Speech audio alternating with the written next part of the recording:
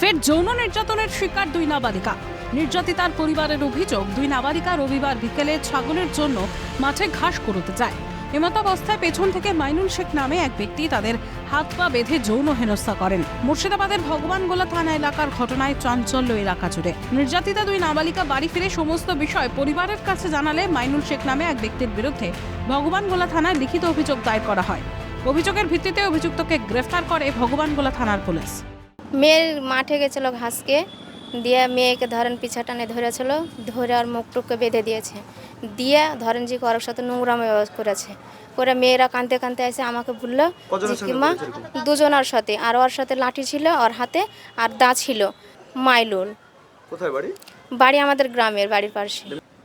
কি চাইছেন আপনারা এখন? আমরা কিছু চাই, আমরা ওর ফাঁসি চাই, আমরা কোনো কিছু আরই করি না, আমরা ওর ফাঁসি চাই, শাস্তি চাই। আমি এই ঘটনায় রাজ্যের শাসন ব্যবস্থার উপরই দায় ঠেলেছেন জাতীয় মহিলা কমিশনের সদস্য ডক্টর অর্চনা মজুমদার এবং প্রাক্তন পুলিশ কর্তা অরিন্দম আচার্য।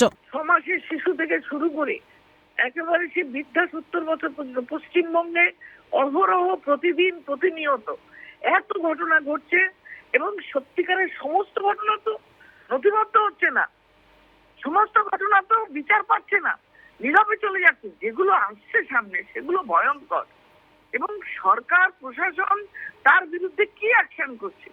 সবসময় সত্যকে চাপা দেওয়া, দোষীদের আড়াল করা, যারা ধর্ষক যারা খুনি তাদের ফাঁসি না দেওয়া, তাদের দৃষ্টান্তমূলক সাজা না দেওয়া, তাদের সপক্ষে সময় দিয়ে তাদের লড়তে দেওয়া। আপনি দেখুন কামদুনি থেকে শুরু করে পাচ্ছি প্রত্যেকে কলার কারো ফাঁসি হয়। গত 1/7/2024 যে নতুন ভারতীয় ন্যায় সংহিতা আইনটা হয়েছে, এই আইনটা দেখুন কত কঠোর আইন করেছে, কিন্তু মানুষ কজন জানে?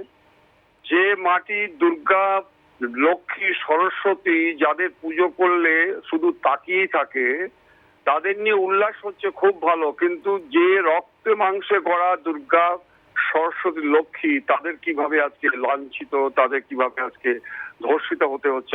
এই ঘটনা যে রাজ্য নিরাপত্তাকে ফের প্রশ্নের মুখেই ফেলল তা বলাই বাহুল্য।